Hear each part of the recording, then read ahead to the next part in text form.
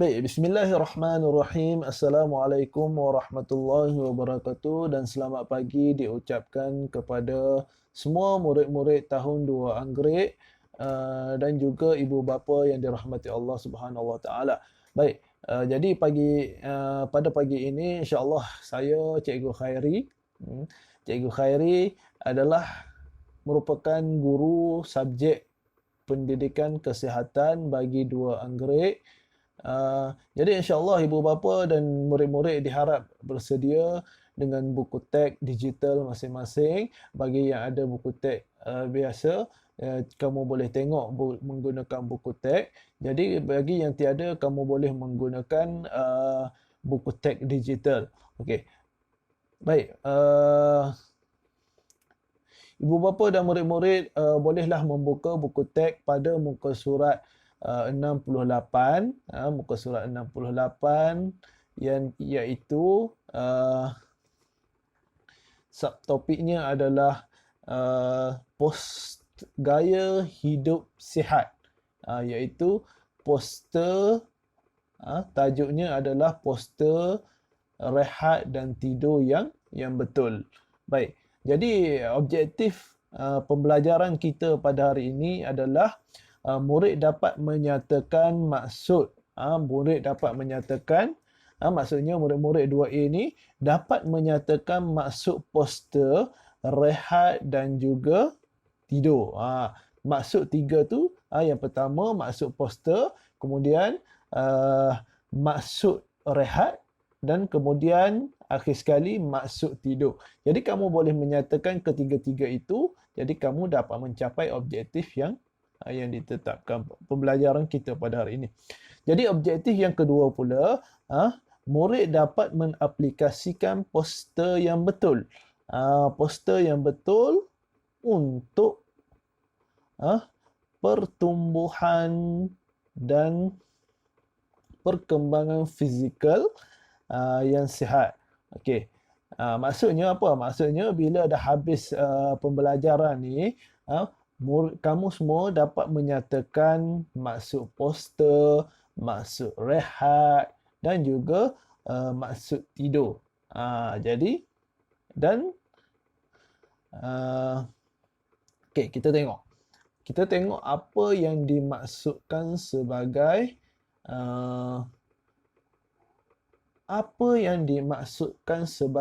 poster. Okey, apakah yang dimaksudkan sebagai poster?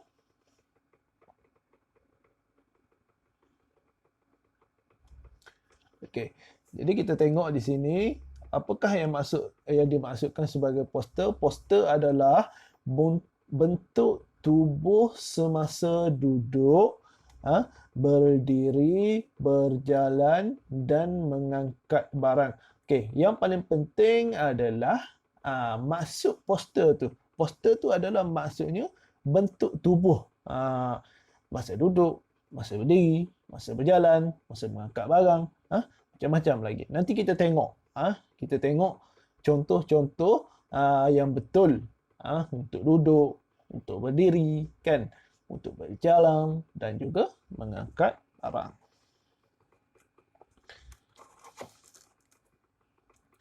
Baik, seterusnya kita tengok pula apakah yang dimaksudkan sebagai apakah yang dimaksudkan dengan rehat. Okey, kita tengok apa tu rehat.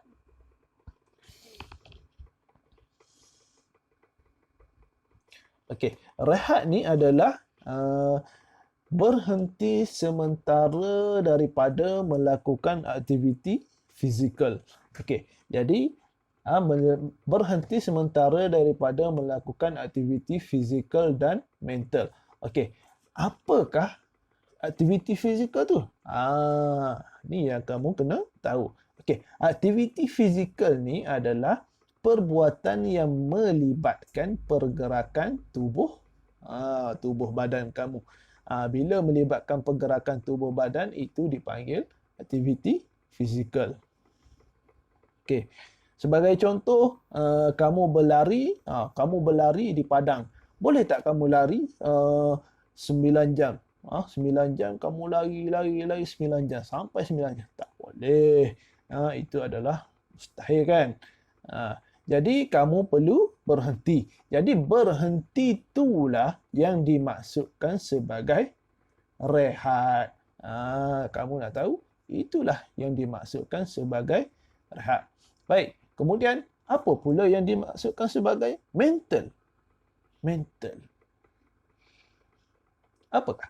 Okey, mental adalah mental bermaksud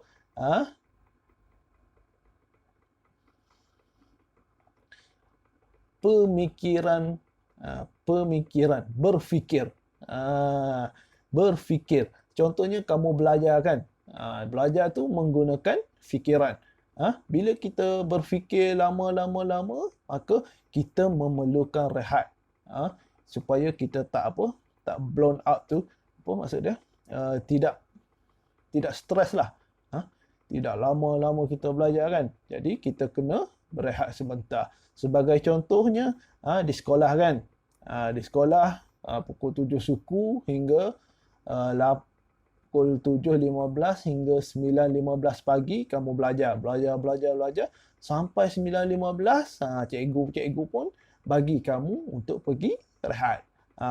Bila kamu masa waktu rehat tu, kamu tak melakukan aktiviti-aktiviti yang melibatkan mental. Contohnya belajar, tidaklah bersukan. Banyak lagi. Masa tu kamu berehat. Makan, minum. Itu adalah antara kita berehat sebentar daripada melakukan aktiviti. Baik. Seterusnya, kenapa rehat tu penting? Rehat tu penting kerana rehat ni dapat mengembalikan tenaga kamu yang hilang. Bila kamu rehat, tenaga kamu akan datang balik, maka kamu boleh lepas sudah selesai kamu rehat tu, maka kamu pun boleh sambung melakukan aktiviti-aktiviti. Bila dapat tenaga balik, kamu boleh melakukan aktiviti yang bersifat fizikal. Bila kamu dapat tenaga balik, fikiran kamu menjadi segar kan, fresh. Kamu boleh belajar dengan bersemangat. Ni kalau sambung terus, lama-lama dia akan menjadi sangat cepat letih. Baik. Seterusnya kita tengok pula apa yang dimaksudkan sebagai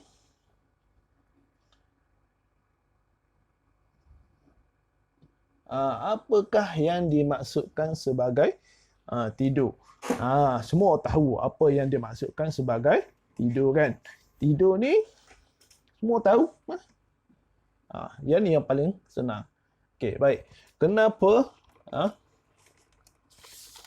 Apakah yang dimaksudkan sebagai tidur? Okey, tidur ni adalah kita tengok.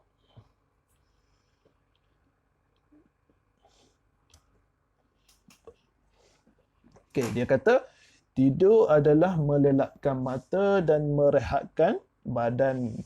Okey. Apa yang dimaksudkan sebagai melelapkan mata? Melelapkan mata ni maksud dia kita melelapkan mata kan. Tutup mata. Kemudian merehatkan badan. Kemudian mulalah tertidur. Itulah dipanggil maksud tidur. Kita melelapkan mata, kita tutup mata. Contohnya mak kamu kata kan, pergi masuk tidur tu. Pergi masuk tidur. Maka kamu pun masuk dalam bilik, baring atas katil, kemudian tutup mata, selesakan badan, kemudian cuba tutup mata itulah yang dipanggil sebagai melelapkan badan kan. Tidur, tutup mata, kemudian lama-lama kita pun tertidur. Itulah yang dimaksudkan sebagai apa? Sebagai tidur. Okey, sebelum tu cikgu nak tanya, paling elok untuk sehari kita tidur berapa jam? Okey, semua tahu. Ada yang tahu? Kalau ada. Okey. Jadi untuk sehari bagi kita yang tidur yang cukup adalah selama 8 jam. Kamu tidur, pastikan cukup sehari supaya untuk kamu bangun keesokan paginya tu tubuh menjadi lebih segar kan. Kalau hari sekolah, jadi kamu kena bangun pagi kan. Kalau bangun lewat, mulalah nak tidur di sekolah. Macam-macam kan. Baik, seterusnya kita tengok pula kepada okey, kita tengok kepada cara duduk. Semua orang tahu buat benda ni. Tetapi betul ke cara yang kamu buat tu? Itu yang kita nak tahu. Cara yang kamu buat tu betul ke, salah ke? Kita tengok. Baik. Jadi cikgu tunjuk dulu cara yang salah untuk duduk. Ramai yang buat kan. Okey, kita tengok yang pertama. Okey, kedudukan yang membongkok kan. Kita tengok macam cikgu duduk sekarang ni. Itu adalah cara yang kedudukan yang salah. Kalau nak duduk membongkok boleh, tapi jangan terlalu lama, kerana lama-lama ia akan menjadi si bongkok. Si bongkok tu siapa? Kalau kamu nak tahu, kamu tanyalah mak kamu, ayah kamu berkenaan dengan cerita-cerita si bongkok. Kalau kamu tahu seniman kita pun, dia ada buat juga cerita bertajuk apa? Seniman si bongkok kan. Baik, seterusnya kita tengok gambar dia. Ni, kedudukan yang salah, kedudukan dia sedikit membongkok. Jadi kita bila ada gambar yang membongkok ni, kita tengok pula. Ini adalah cara duduk yang betul, keadaan belakang yang tegak, ataupun kamu nak ni boleh juga menyandar. Menyandar ataupun tegak. Tegak. Lutut kaki 90 darjah. Kemudian okey, tengok gambar tu. Gambar tu menunjukkan cara duduk yang betul. Okey, duduk yang betul, postur badan yang betul, belakang ni tegak, kemudian bahu ni relax. Relax. Tengok bahu tu, jangan terangkat macam tu, jangan tekan, jangan letak atas meja, duduk tungguk jadi bongkok macam tu. Kemudian kita relaxkan badan kita, kemudian duduk secara tegak supaya tak sakit belakang kita. Baik. Seterusnya kita tengok yang seterusnya adalah cara berdiri yang okey. Kita tengok dulu cara berdiri yang salah. Okey, cara berdiri yang salah adalah belakang badan yang membongkok. Okey, belakang badan yang membongkok ni, tengok gambar, contoh gambar tu.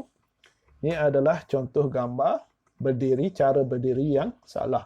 Dia terlalu membongkok.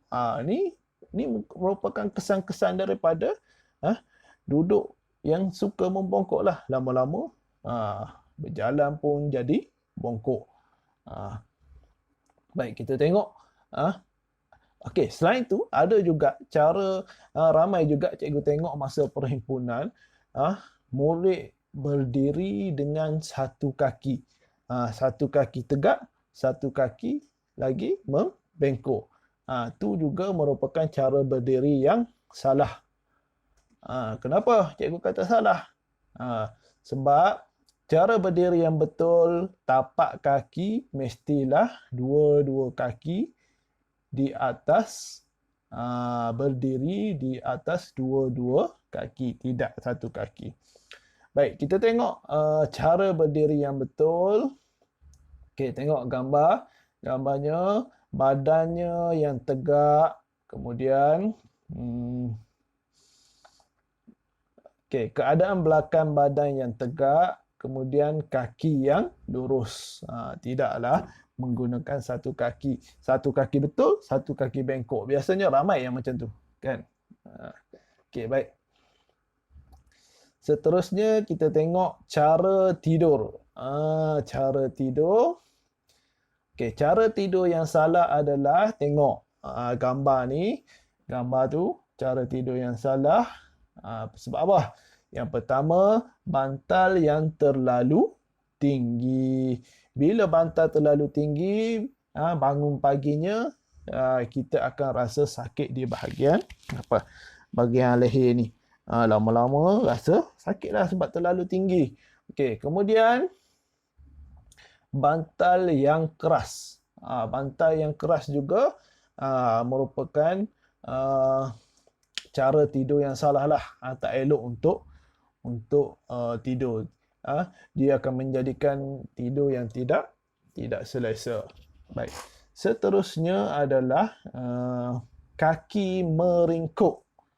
Kaki meringkuk ni meringkuk ke atas. Yang betulnya meringkuk ke tepi. Jangan ke atas. Meringkuk ke apa orang panggil tu kalau macam tu. Tengok gambar tu. Ni adalah cara tidur yang salah. Semua orang tahu ni tidur ni. Tapi belum tentu dia tidur yang betul. Baik, kita tengok cara tidur yang betul. Okey, cara tidur yang betul. Baik. Bantal yang sesuai dan tidak terlalu tinggi. Bantal tu kena yang sesuai lah. Tidak terlalu tinggi. Kemudian mengiring ke kanan. Mengiring ke kanan. Kenapa tak boleh mengiring ke kiri? Bila kita mengiring ke kiri, jantung kita berada di sebelah kiri. Okey, kalau kita mengiring ke kiri, maka kita akan menekan jantung kita, menyebabkan badan kita atau persaluran rasa tak selesa lah. Dan kita pun ikut sunnah supaya tidur mengiring ke kanan. Okey, dan mengikut sunnah itu adalah harus bila buat kita akan mendapat pahala. Baik, seterusnya cara mengangkat barang. Okey, cara mengangkat barang. Okey, kita tengok. Okey, cara yang salah macam tu. Dia tak nak duduk pun dulu, dia terus angkat daripada dia berdiri kemudian terus mengangkat. Tak duduk dulu. Itu adalah tu belakang badan yang terlalu membongkok, kan. Okey, kemudian membahayakan tulang belakang. Okey. Baik, cara yang betul adalah tengok. Cara yang betul kita duduk dahulu. Duduk dahulu, ambil yang selesa, kemudian duduk mencangkung terlebih dahulu. Okey. Pegang barang yang nak diangkat tu, pegang barang yang nak diangkat tu dengan selesa dan berdiri. Barulah berdiri. Selesakan badan kita. Barulah kita angkat barang tu. Okey, baik. Baik, seterusnya tugasan untuk kamu buat adalah kamu dikehendaki untuk menyalin semula bahagian informasi buku teks muka surat 68. Okey, caranya cikgu ajar dahulu. Okey, ambil satu buku tulis garis 2. Buku tulis garis 2. Ya, buku tulis garis 2. Okey, ni cikgu tunjuk contoh ya.